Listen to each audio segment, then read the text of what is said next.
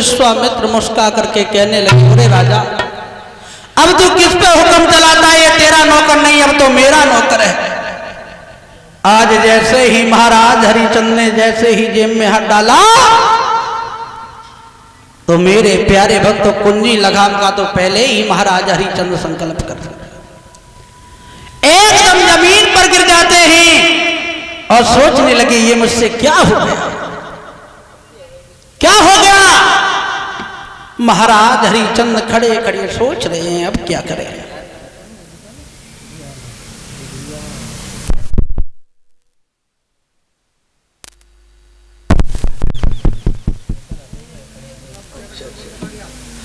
बोलिए गोविंद भगवान की।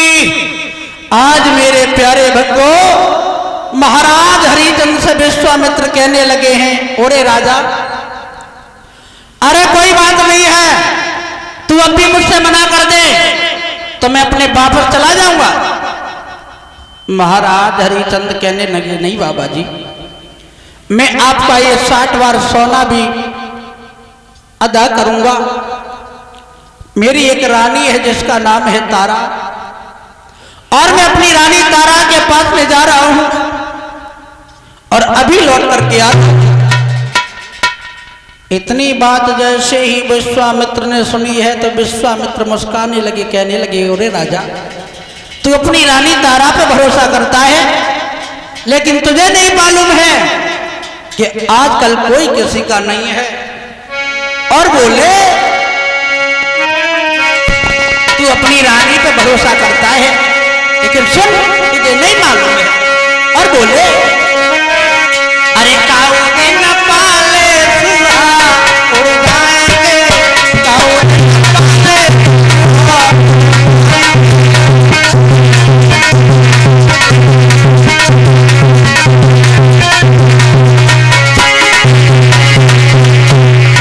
विश्वामित्र कहने लगे, राजा, तू अपनी रानी पे भरोसा करता है, लेकिन तुझे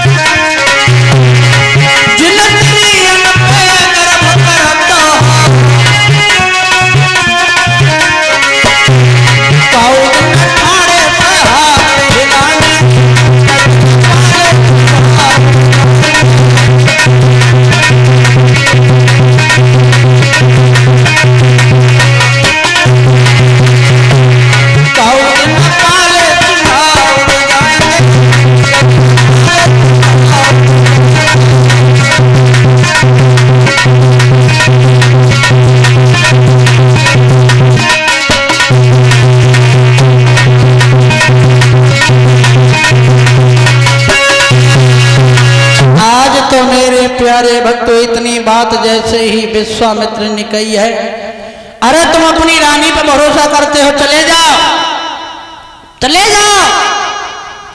इतनी बात जैसे ही महाराज हरिचंद ने सुनी, महाराज हरिचंद वहां से चले हैं, अपनी रानी तारा के लिए पास के लिए जा रहे हैं। महाराज हरिचंद धीरे धीरे कहां पहुंचे हैं, जहां पर वो रानी तारा आरती का थाल सजाए बैठी है।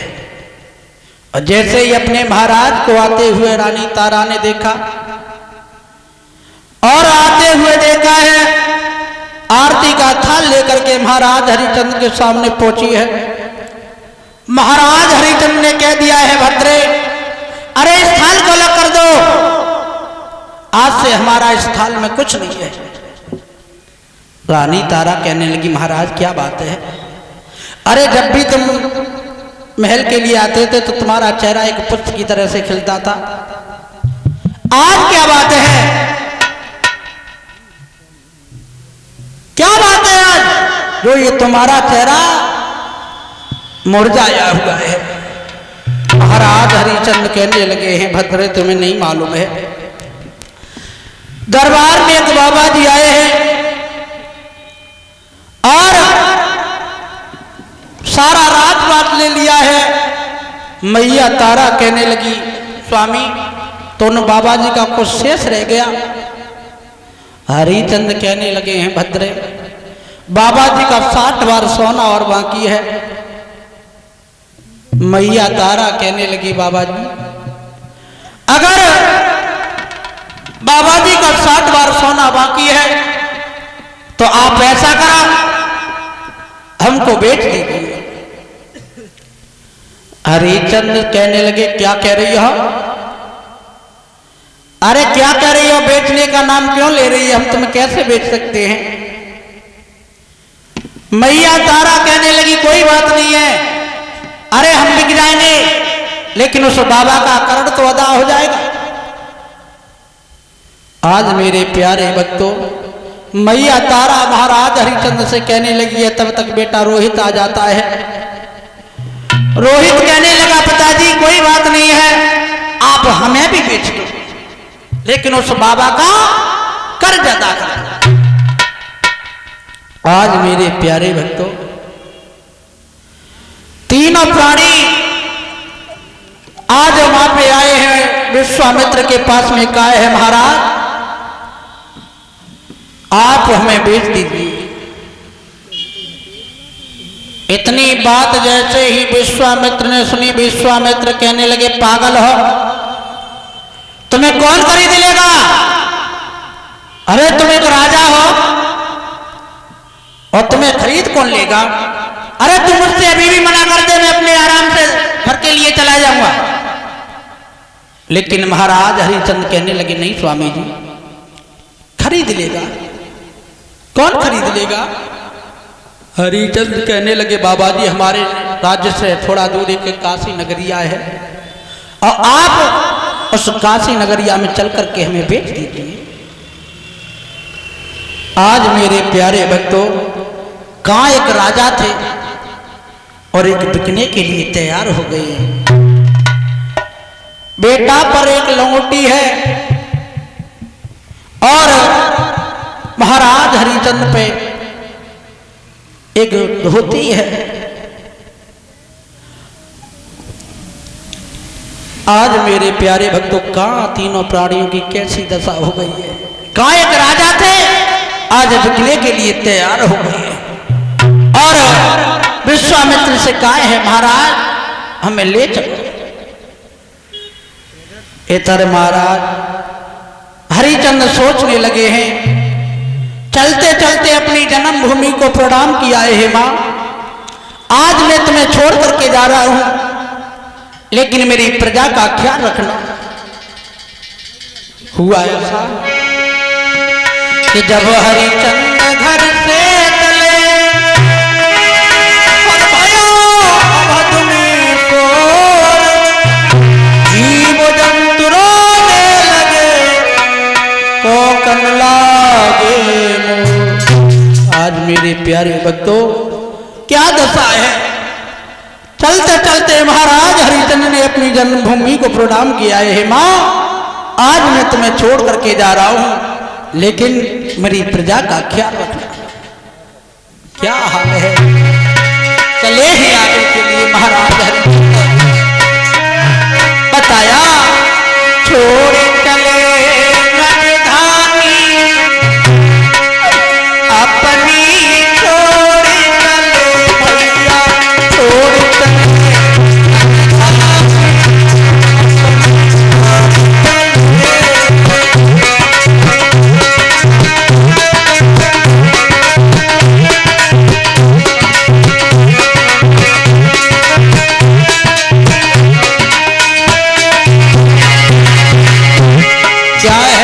प्राणी की दशा। कहाँ एक राजा थे, आज वो बिकने के लिए चले, छोड़ चले राजधानी अपनी, छोड़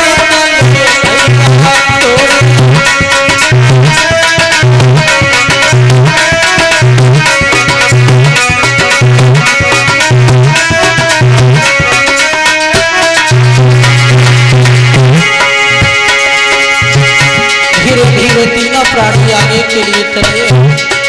क्या है हाल, हरिचंदन सतुनी छोड़ो,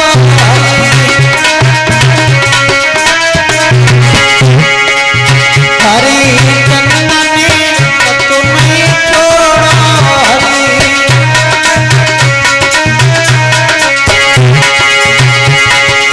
रानी तारा ने मुख नहीं मोड़ो,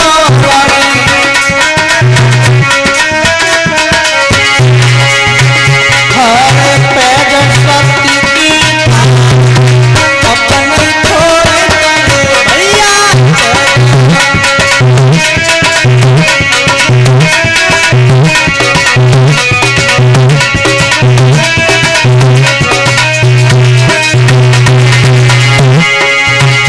अरे छोड़ चले राजधानी अपनी, छोड़ चले भैया।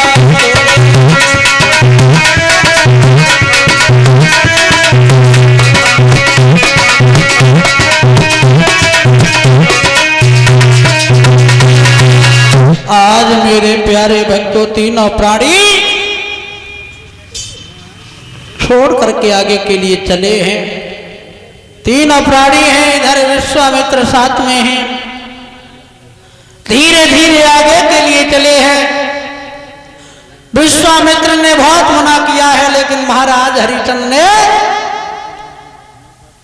कह दिया है कि हम बिकने के लिए तैयार हैं, लेकिन महाराज हम तुम्हारा कर ज्यादा अवश्य करेंगे। कहाँ एक परीक्षित जी राजा थे और कहाँ एक साधु के चक्कर में आज बिकने के लिए चले गए।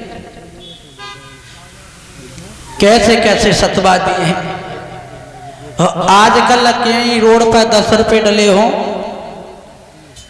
तो तुरंत भज के उठाएगा, तुम से पूछना कि मेरे भैया 10 रुपए गिर गए हैं, नहीं बताएगा। लेकिन मेरे प्यारे भक्तों महाराज हरिचंद्र कहने लगे हैं, महाराज मैं तुम्हारा कर्ज अवश्य अदा करूंगा। तीनों प्राणी धीरे धीरे आगे के लिए चले हैं, कुछ दूरी पर निकल पाए हैं और उस बेटा रोहित से नहीं चला गया तो बेटा रोहित जमीन पर गिर गया। कहने लगा है मां अब मुझसे चला नहीं जा रहा है, तो मुझे ये बता दो तुम्हारी काशी नगरिया कितनी दूर है। बेटा रोहित रोने लगा है, कहने लगा मां अब मुझसे चला नहीं जा रहा है। और हुआ ऐसा, कहने लगा है रोहित मां अरे लग लग ठोकर खाई तलानी जाता है, काफी कितनी दूर बता मेरी माता है।